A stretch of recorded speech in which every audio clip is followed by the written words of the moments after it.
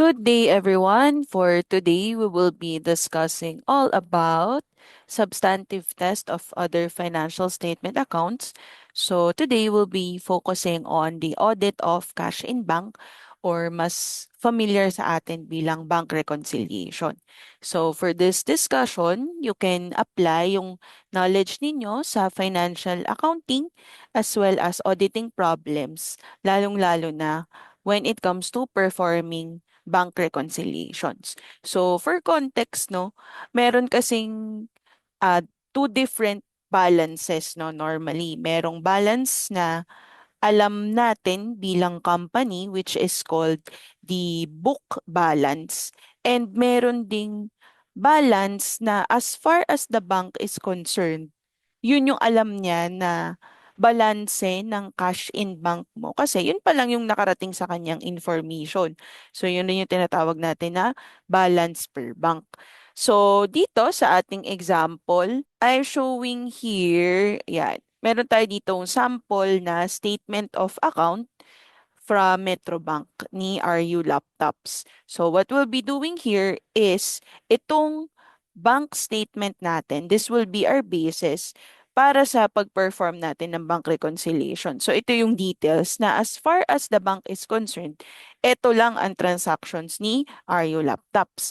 Ma'am, paano naman po yung mga transactions or yung balances na as far as the company is concerned or yung tinatawag natin na book balance, saan natin siya makikita. So, doon papasok yung ating smart books. Yan. So, currently, I am logged in as an auditor, but if you are required to log in using your student account, so please log in as your student account for proper tracking. So, I also have here yung ating template for the bank reconciliation. Very basic and simple lang siya. So, we just have here yung header natin na bank reconciliation siya. Then the period of this audit will be as of December 31 or year ending December 31, 2023.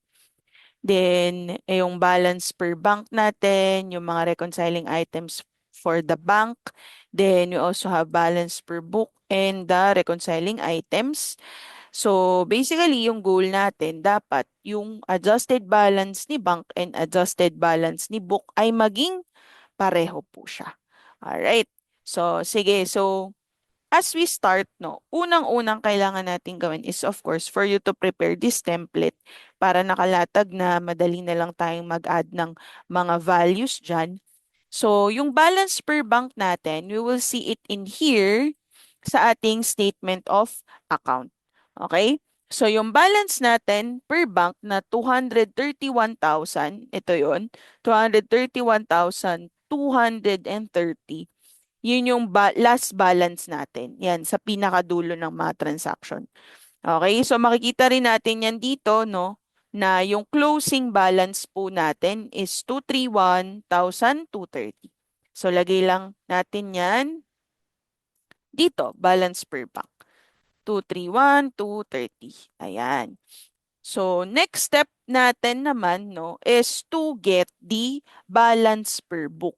So, saan naman natin makikita yung ating balance per book? So, pwede tayong pumunta sa ating financials, reports, then pumunta tayo sa trial balance. Yan. Then, select natin as of the end of December 2023. December 31, 2023. And then preview natin. Then trial balance. So, ayan o, ito yung ating cash in bank. Ito lang naman yung nag-iisa na may pangalan ng bank dito sa inyong cash in bank natin. So, you will see here, no? Ito yung beginning balance and then debit credit transactions. Then, ito yung pertaining to the balances. So, you'll see here na meron tayong debit balance of 1,362,847.21. So, we could just highlight that and then i-copy po natin. Yon. So, then paste natin dito sa ating balance per book. Yan. So, important thing, no? If you're required to take a screenshot ng trial balance natin or yung mga trail ng inyong audit, no? So, just take a screenshot of this one and make sure that it shows yung printed by kung sino po yung nag-print or sino yung nag-conduct ng process. So, if you're required to use auditor, okay na to. Pero if you are required to use your student account for proper tracing ng inyong professor, no? So, you could just log in as the student para makikita dito na it's printed by you. Alright? So, yeah, so we're good with that. We already got your balance per books, so we can already close this. So, make sure lang na when you pasted yung value nitong balance per book natin is naka-number talaga siya. Remove na lang natin yung mga comma if ever na nasama yung mismong comma as text. And then, pwede nating i-copy yung formatting para may peso sign siya. Okay, so let's get into the real thing. So, eto na yung ating balance per bank, 'di ba? So, pwede natin ditong simulan na per bank muna tayo. Or mean, yung mga reconciling items muna ng bank, no? Yung ayusin natin or i-list down natin. So, paano natin malalaman yung mga deposits in transit?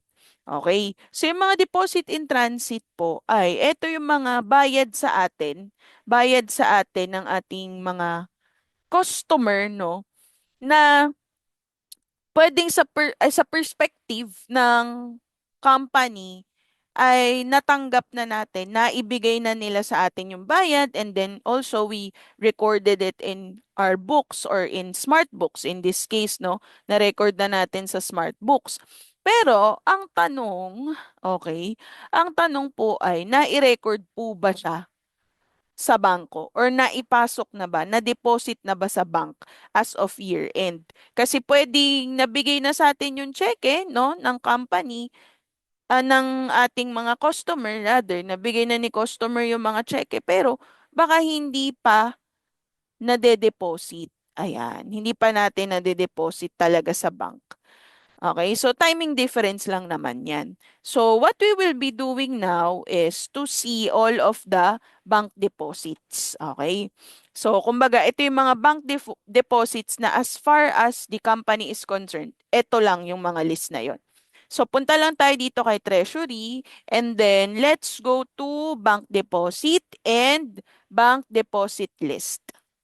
Okay? Now, make sure that you update yung ating deposit date, no?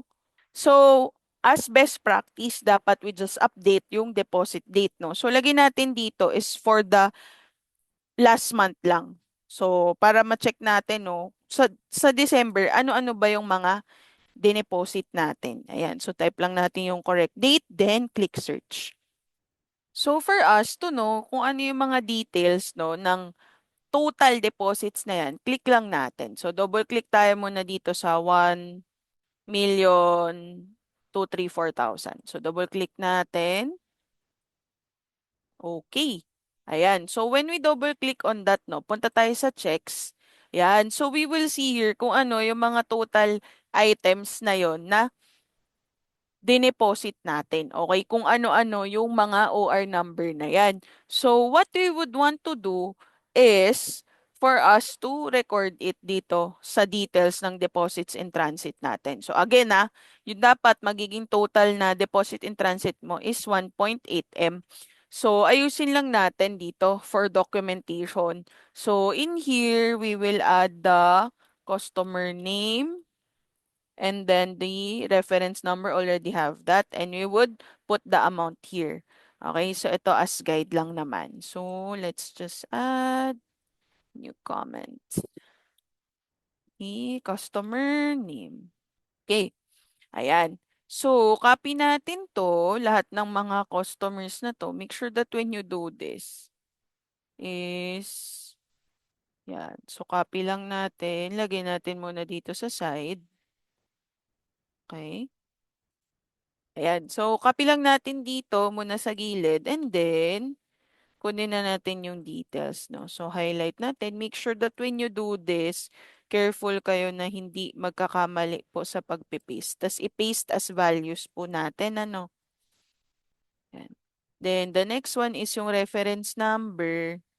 Ito yun. So, copy ulit natin. And then, pag pinaste nyo dito, right-click, paste as values, ha? Yan. Paste special, then values. Okay. Then, we will put the amount na no reconciling item natin. So, lahat ng ito, copy natin, then paste as values. Ayan. So, fix lang natin yung mga formatting, ha? Double-click.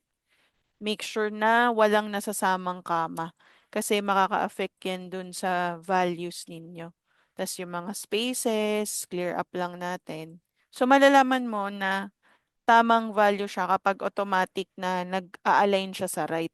So, then, click lang natin, copy natin yung formatting. Ayan. So, ngayon, i-check natin, no, kung magkano yung total na nitong mga adjustments po na ito, no. So, i-highlight lang natin. So, you will see here, meron ka ng 1.2M, which is, kasi nga, yung 1.2M pa lang na total deposits yung sinelect natin. So, ibig sabihin, may kulang pa tayong around 400K, no? So, delete lang muna natin to, nasa right side. Yan, para malinis siya. Okay, so kulang pa siya, no? Ngayon, balik tayo dun sa bank deposit natin kanina. So, bank deposit list. Okay. So, let's just go back to the December 12/01/2023, 12/31/2023. Ayan, then search natin. Then, let's see yung details nitong ating second na deposit, no? Yung deposit, 09. Double-click on that. Okay, then go to checks. Ayun. So, meron ka na lang isa pang remaining na deposit in transit. So, copy lang natin yung name. Pwede nyo nang directly i-paste yan dito. Happy Trading. And then, OR number. Copy nyo lang. Okay. And then, your amount. Alright. So, make sure walang mga unnecessary characters. Ayan. So, check natin yung total. Highlight 1.8. Ayan. So, i-sum na natin dito. Equal sum, then highlight all of the amounts for the deposit in transit, close parentheses. Ayan. So, equal na yan. Next natin, outstanding checks. Paano naman natin malalaman kung nasan yung mga outstanding checks natin or kung ano ba yung mga outstanding checks? So, balikan muna natin ulit itong bank balance natin. So, dito, meron daw tayong na-receive na deposit na 190,000. Okay, hindi naman to kasama dun sa ating reconciling item pa per bank, no? So, dito tayo, tignan natin tong encashment. Kasi sabi, outstanding checks. Pag sinabi mo outstanding checks is yung mga in-encash na cheque na pinambayad natin sa supplier. So, pag titignan mo dito, meron ka lang nag-iisang encashment na 25K. So, i-check natin if yan lang ba talaga yung mga binayad natin sa supplier by cheque. So, saan natin yun makikita? Let's go here pa din sa treasury and then let's go to checks, then check register, cash outflows. Ayan, check register, cash outflows. Ayan, yun, sobrang dami, no? So, syempre, i-filter out na natin yan by check date. Yan, so lagay na natin is December 12/01/2023 hanggang 12/31/2023 kasi ito nga yung ating audit period. Search natin.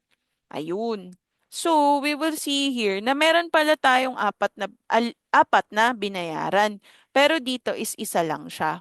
So, ito, 25K, ito naman yun. Okay, so the check date was December 2. Pero nabawas siya sa bangko is December 8. So, syempre, may clearing period pa yan at hindi rin naman agad-agad minsan pinapa-encash ng supplier, no, yung bayad natin. So, ibig sabihin, yung outstanding checks mo, tatlo lang. Itong tatlo lang po yung ilalagay natin as a reconciling item. So, lagay natin dito. So, don't forget, lagay natin yung ating pangalan ng vendor. So, then, we will get the total na if wala naman ng ibang mga outstanding checks natin. So, equal sum and then copy natin, close parentheses. So, yung total na lalabas is 500, 1,500. So, yung total adjustments natin is plus, oh, sorry. So, yung total adjustments natin will be your deposits in transit, additional yan. Then, deduction naman si total outstanding checks kasi outstanding checks ay bayad natin sa supplier.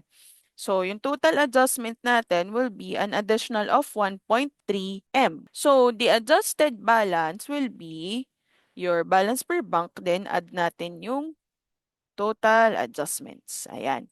So, nakakuha na tayo na adjusted balance na 1.5 M. So, ang tanong, ito ba ang tamang amount? I-check natin. Pagdating mo sa balance per book, dapat maging ganito rin yung amount na makuha mo if yun talaga ang tamang balanse.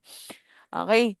So, for this second part, since medyo madali lang and for a bit of challenge, no, I'll be showing you kung saan natin makikita yung mga adjusting items natin per book, no? Kung ano yung mga i-adjust natin. And I'll leave it up to you, okay?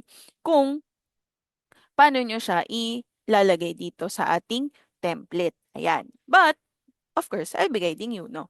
So, sabi natin is meron daw deposit, no? May nag-deposit sa atin, credit siya, 190,000. Pero hindi pa natin alam, no?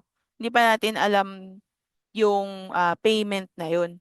So, ibig sabihin, merong collection na hindi pa natin nare-record sa books. Ayan. So, that is your partial collection. Additional yan. So, take note kapag ka nasa bank, no, bank statement, yung mga credit dyan, additional yan sa book. Pagka debit naman is bawas. Okay? So, next one, ano pa yung i-add natin sa balance per book? Interest income, 1.2K. 1.2 lang, maliit lang naman. And then, so yun lang ba ang adjustment? Dito lang naman natin titignan, no? Yung mga wala sa book pero nasa bank, yun yung ilalagay natin dito. Then, wala naman ng other concerns kasi itong encashment, nakita natin, no, 25K, nandito siya sa bank and nasa book din naman yan, which is eto. So, hindi yan reconciling item for the books. Okay. And then, next one is less natin yung bank charges na 500. Ayun. So, how much will be the total adjustments? Ayan. Then, you will have your adjusted balance. So, ayun. I'll leave it up to you to know kung ano ang tamang balanse.